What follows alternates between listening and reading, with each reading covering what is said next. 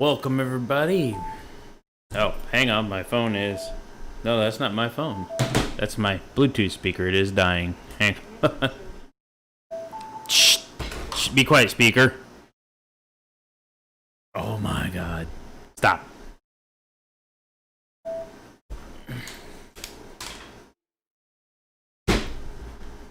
There we go. Welcome to the Linux Minute. I'm your host, Guy the IT Guy, and today's Linux Minute, we have some articles posted about Ubuntu-based Linux Mint 20.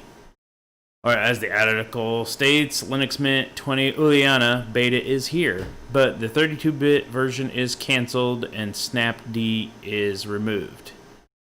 Wonder why they canceled the 32-bit version. It was a very controversial announcement as the developers decided to cancel the 32-bit version. And after that bombshell, the devs further shocked the world by revealing their intention to remove Snapd starting with version 20 of the operating system. And don't forget, all of this follows the unpopular decision by the developers to pull both GIMP and VLC from Mint 2. That's kind of inconvenient because VLC is a really good video player. It's better than some of the crap that people put out there and shove in with their little distributions. The fact that they're pulling GIMP, a lot of people are going to be upset about that. Probably a lot of people who watch this video are going to be upset that they pulled GIMP and VLC. And now the beta of the Linux Mint 20 is officially here. The pre-release operating system comes with Linux kernel 5.4 and is based on Ubuntu 20.04. Linux Mint 20 even has official support until the end of the year 2025. We covered this in, I think it was the first podcast video. And best of all, you can choose among the 3 desktop environments, which are Cinnamon, Mate, and XFSC, or I call it XV.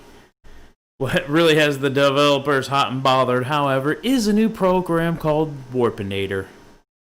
I mean, I guess we can continue reading. We'll just make this one all about the news drop 4 days ago. Apparently, no new articles have come out. They like these little ads. I hit continue reading. Come on, let's continue reading. Mountain Duck 4.0 adds recently changed files list. I wish I had a keyboard like that. I cannot find a keyboard like that. I have a Logitech keyboard where the keys light up any color I want them to. No, it's not Logitech. I'm sorry.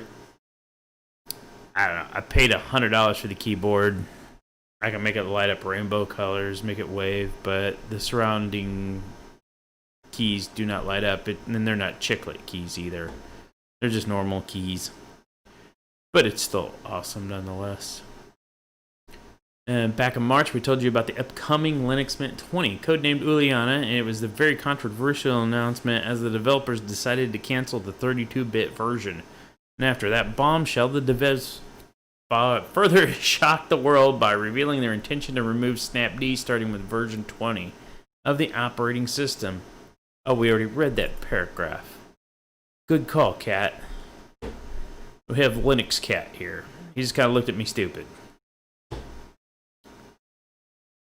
Okay, let's get down to here. The star of the show, Linux Mint 20, is a new application called Warpinator. 10 years ago, Linux Mint 6 featured a tool called the Giver, which could share files across a local network. Without any server configuration, computers could automatically see each other and you could simply drag the files from one to another. When Giver project was discontinued, it had to be removed from Linux Mint, and we've been missing that functionality ever since. It says Clemente Lefebvre, I can't pronounce that. Lefebvre? I'm totally mispronouncing that. It says Clement. We'll just go with Clement. Linux Mint head developer. I mean, did they have to literally pull out GIMP and VLC to put Warpinator in?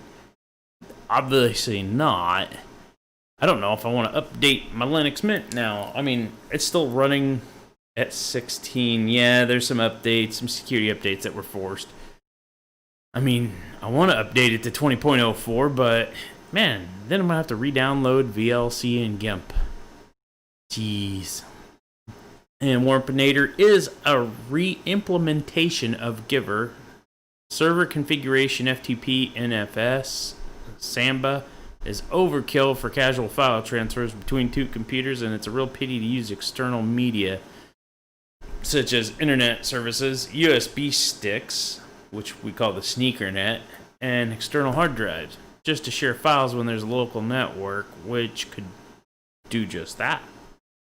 With Warpinator, Linux Mint 20 brings back easy file sharing across the local network.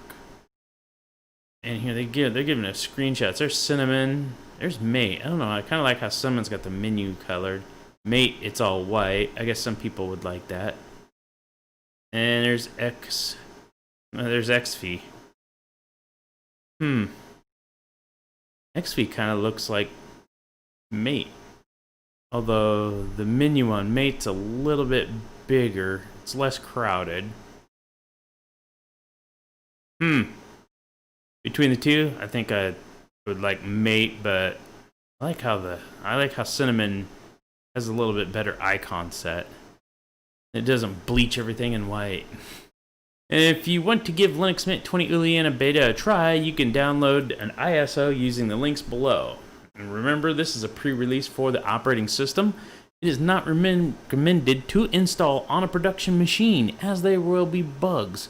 So if you're running a server network, if you're running a business, if you have Linux machines out in a plant, do not install this. Be sure to read both the full release notes and the new notes, what's new notes, which we have linked next to each other in the download link. If you do try to install Linux Mint 20 Beta, please share your experience with the operating system in the comments below. Oh, people left comments. They're taking steps to block snaps. Yeah. Apparently somebody said that GIMP and VLC are still there if you need to install them. It was just a simple change of what was installed by default. Yeah, they're not installed by default, I'll give you that. But yeah, they should be easy enough to install. Okay, I do not see the links below. I guess these are said links. Let's open link in new said tab. Linux Mint, go green. Don't forget to verify your ISO. I never verify my ISO. I'm too lazy. I live in America. We don't verify ISOs. Harvard School of Engineering. Let's see if they got hacked again. We'll install it right next to CentOS. While I'm thinking about it.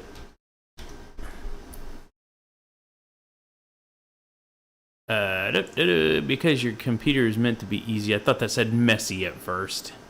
This is one of the first ones I started using this after Windows shut down when I was in college.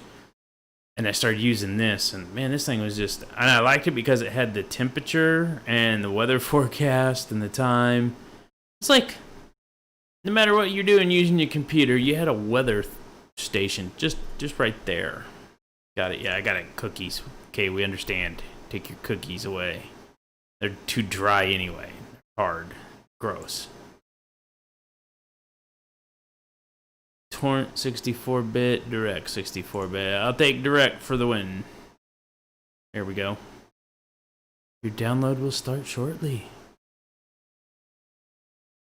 Still got Linux Mint downloading, so I highly doubt it. And I'm putting together my new streaming computer. It's not exactly new. It is a Dell T3500. Actually, I will show you what it... No, what? What did I do? Oh, hey, save. Yeah, go away. Alright. It is a Dell T3500.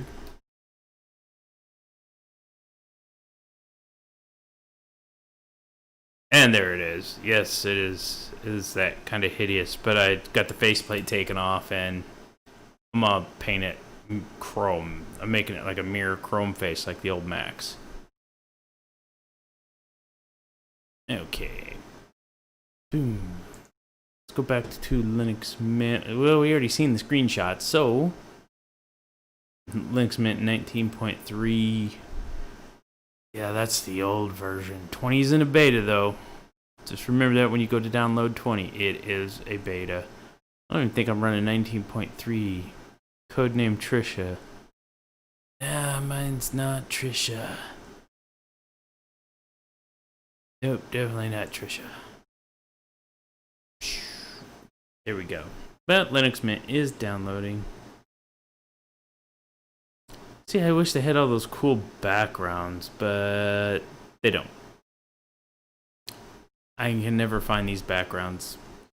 Because when you download an operating system, you want a good background. I mean, I got kind of spoiled on that when I bought my Macintosh. Back in the day, it was just like a little flake of grass that had some dew on it, and there was a little frog. You could always get cool backgrounds. But, yeah, I guess you can make your own backgrounds or just download some.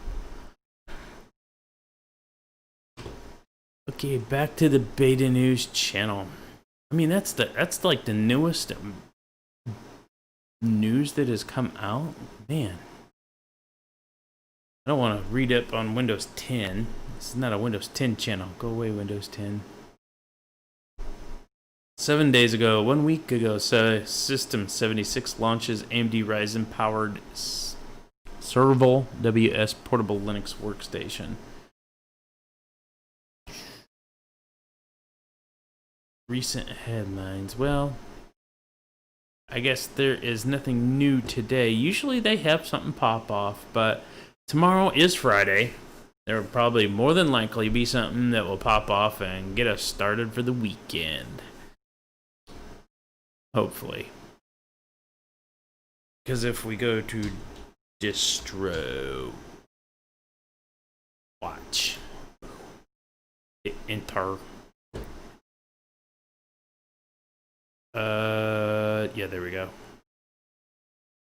Put the fun back into computing. Always back up your Linux installation before you add any new programs, by the way. That way, if it all goes, tits up, so to speak, you can Robo Linux. Well, look at that. We got something to talk about tomorrow. Or we can just hit this up right now.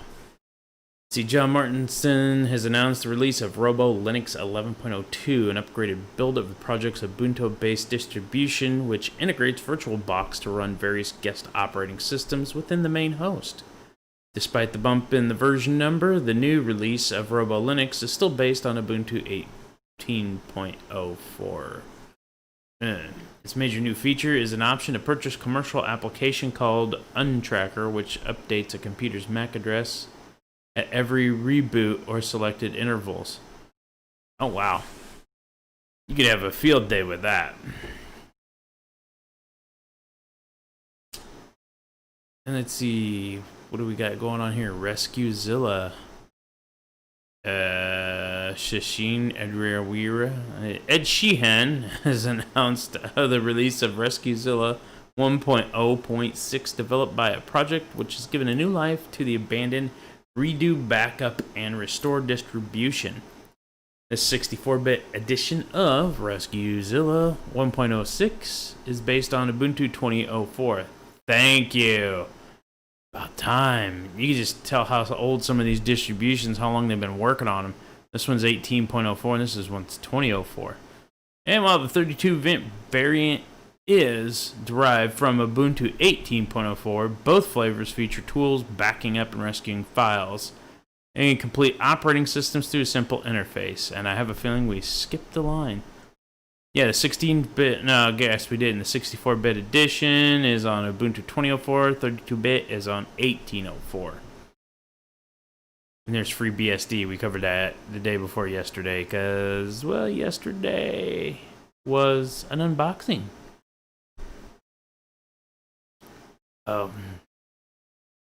NST, Network Security Toolkit.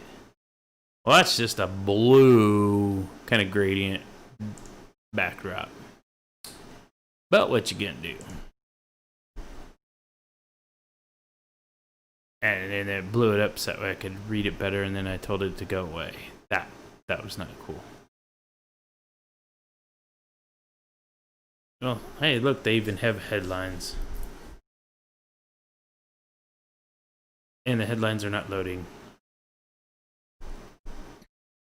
Oh, we are on headlines. Okay, never mind. Latest news and updates through the RSS feed. Okay. Alright, well, those are downloading. They're going to take a while. This has been Guy the IT Guy, and you have been watching the Linux Minute Dailies. And be tuned for future updates. We're also going to be broadcasting it out to Mixer, and the podcast, the audio-only podcast, will shoot out to a podcasting channel where it can be hosted. I just haven't chose the correct one yet. But I'm Guy the IT Guy. This is the Linux Minute, and y'all